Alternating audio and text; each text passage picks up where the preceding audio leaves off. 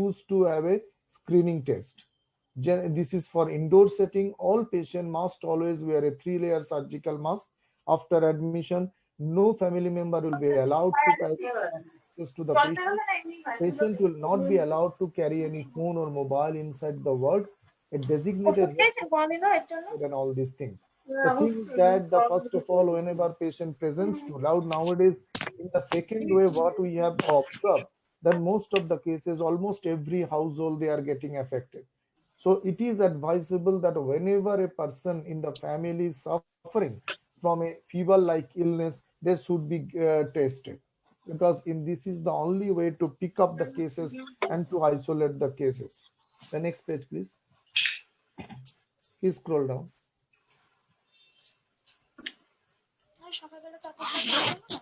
As we know, this is the next one. Next one. Next one, please. Please scroll down. Amrita, please put it on mute. Amrita, please put it on mute.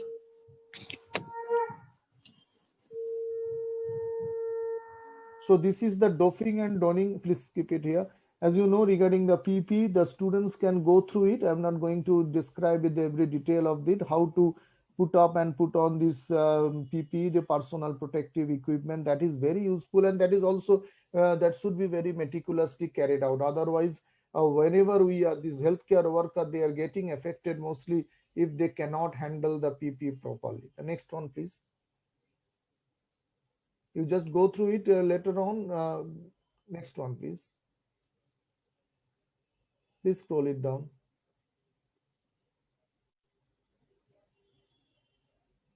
Now, please keep it there. So this is how to collect the sample. There are two ways. One is throat and nasal swab that should be transported through the viral transport media, and one is alternatively, as you know, nasopharyngeal swab, the bowel fluid or endotracheal aspirate. These are the areas where we can take up the sample for the RT-PCR test. How to carry out the nasopharyngeal swab and oropharyngeal swab? Government has made a very good guideline.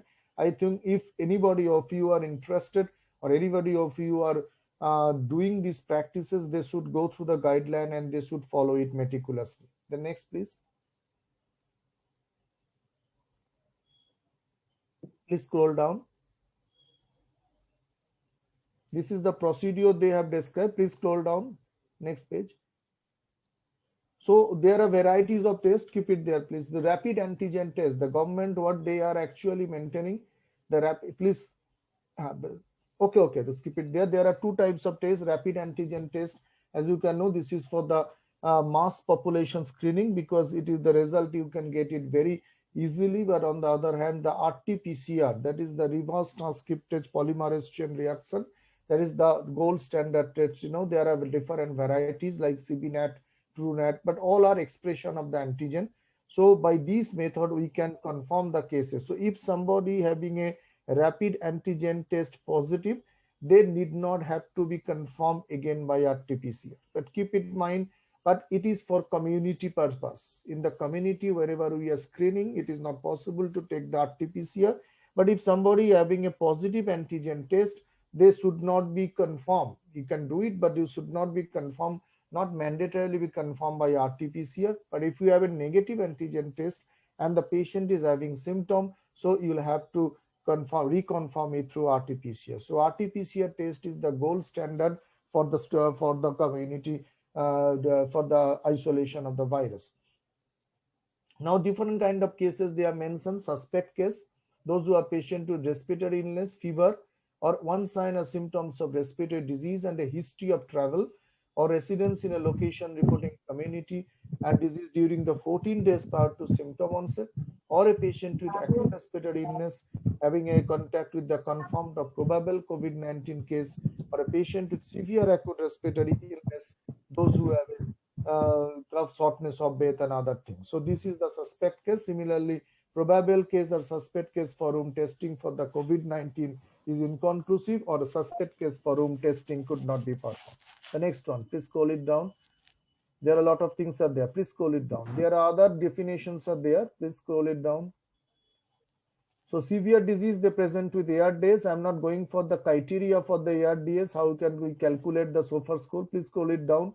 And PaO2 FiO2 ratio, if it is less than 300, that is the criteria again for the ICU transfer and all these things. Please scroll it down. There are septic shock. How do you manage? Now I'll move on to the thing is that for the management. This is the management of mild cases.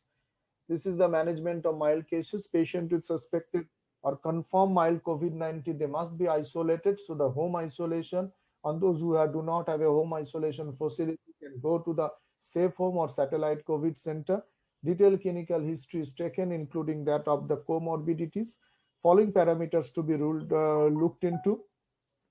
Temperature, will measure the pulse oximeter, blood pressure, sensorium, that is most important, pulse.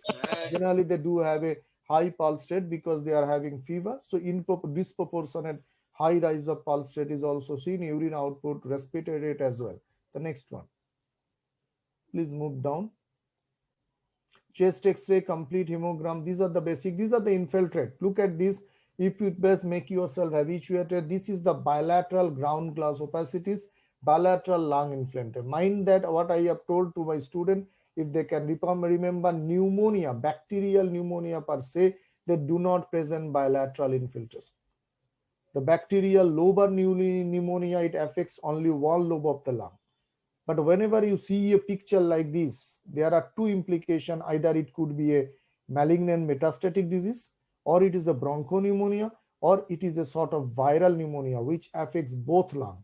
That is why the saturation goes down very quickly and patient die. It affects the both lung, giving a fluffy opacity. If you do a HRCT, there is a bilateral ground glass opacity. This is the classical feature of these COVID-19 chest involvement picture. Next one. Please go down. Please go down. So ECG, another thing. Please go down. Again, go down. So now come, please stay there. Poor prognostic sign. Please move up, please. Please move up. Just don't. Please keep it there. Poor prognostics. How do you know? First of all, if there is a neutrophil to lymphocyte ratio more than 3.13, development of AKI or acute kidney injury, raised liver enzyme, infiltrate or as I told, ground glass opacity, development of type 1 respiratory failure, PaO2, FiO2 less than 300. There is no carbon dioxide retention. Hypotension, feature of myocarditis, somebody have a cardiac involvement. Very often now we have seen so many patients, they died of sudden cardiac arrest. That could be due to there is a myocarditis. Raised D-dimer because it is a hypercoagulable state. Serum ferritin, lactate level, and procalcitonin that are to be measured.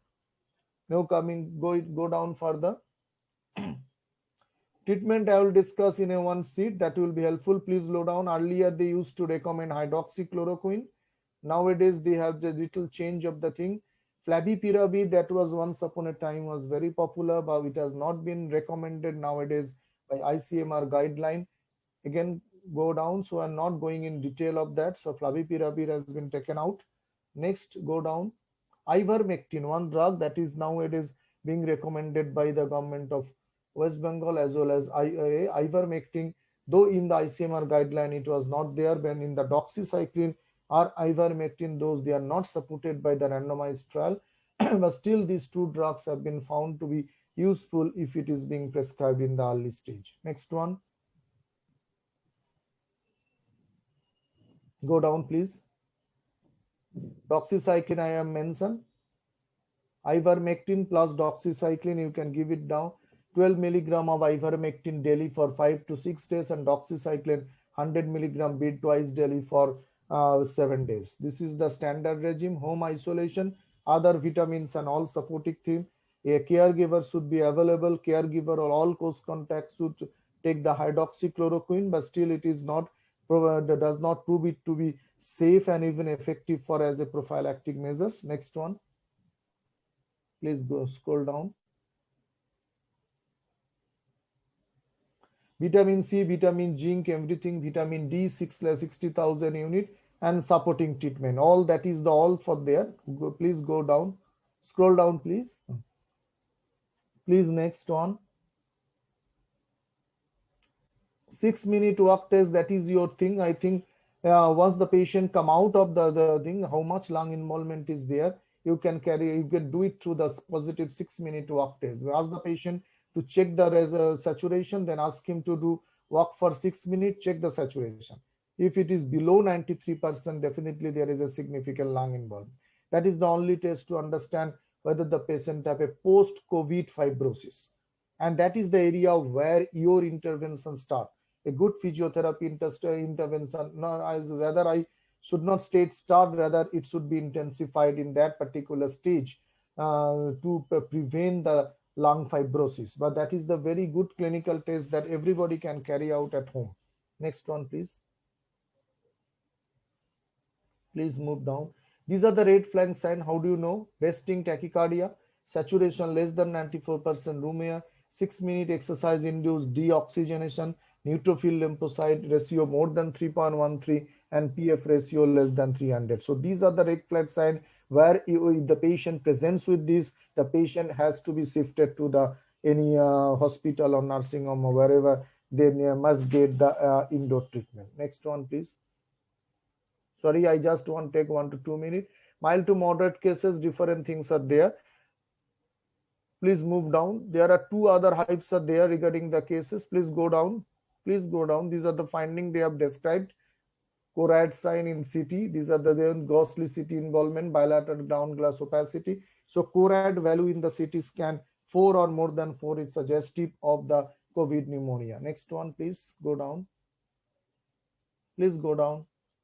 Please go down further. There are 2 drugs I want to highlight. Please up. Initial fluid management should be given. There is one thing that is called, please go down, tocilizumab. This is the drug that is the main important. Now, what is the salient points in management? Oxygen therapy should be administered if it is less than 94%. Initial fluid therapy should be given. Tocilizumab is the drug that is actually acting against the IL-6 or against the sudden outburst of all the cytokine, but that should be prescribed only in the late stage or only when there is a proper evidence of acute cytokine storm. Next one, please. There is another drug that is being used, convalescent plasma. Again, it is not being recommended nowadays. Right now, it does not show its efficacy in the different clinical trial. Remdesivir is the drug that is well discussed in social medias.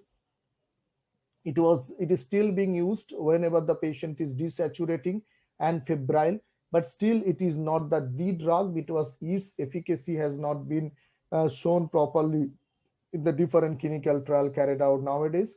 So there is a black marketing in the remdesivir. I think that should come down because this drug is not a magic drug. Neither it should be used at the home setting. So it should be prescribed in a particular scenario in an indoor patient. So anticoagulation therapy is necessary.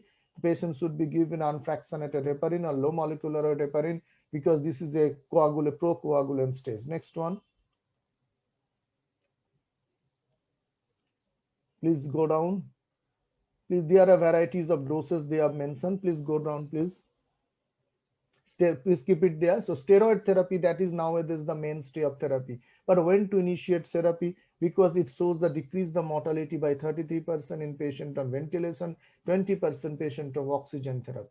So there are 2 drugs, methylprednisolone or dexamethasone. We can use the for moderate disease, IV methylprednisolone 0.5 to 1 milligram per kg for 3 days or dexamethasone 0.1 to 0.2 milligram per kg. So when should I treat with the steroid? The indication if oxygen requirement is increasing, inflammatory marker are increasing, and patient is going to be febrile. Only these 3 criteria, when the patient is going to be deteriorated at any point of time, at that particular situation, you can give the steroid therapy. But mind that if you can institute the steroid therapy in a very early phase, the viral replication will be increasing because steroid increases the viral replication, and at the same time patient can land up with a lot of complication like hyperglycemia can be increased, or patient may be prone to develop this fungus disease. As you know, mucormycosis is nowadays a important fungal infection that could be due to the early initiation of steroid therapy. Next one. Please go down. Please go down. Again, there are different guidelines. Please go down, scroll down. I will just try to find out anything left is there regarding the major thing. Antibiotic per se does not have any role until and unless there is evidence of secondary infection. But still, doxycycline, you can call it an antibiotic or immunomodulator, can be used. So empirical antibiotic therapy is not required. It is required only if the procalcitonin is going to high, blood count going to be more than 11,000, and radiological evidence of pneumonia in CT thorax. That pneumonia is different from the viral pneumonia. Next one, please. High flow nasal oxygen therapy is just recommended.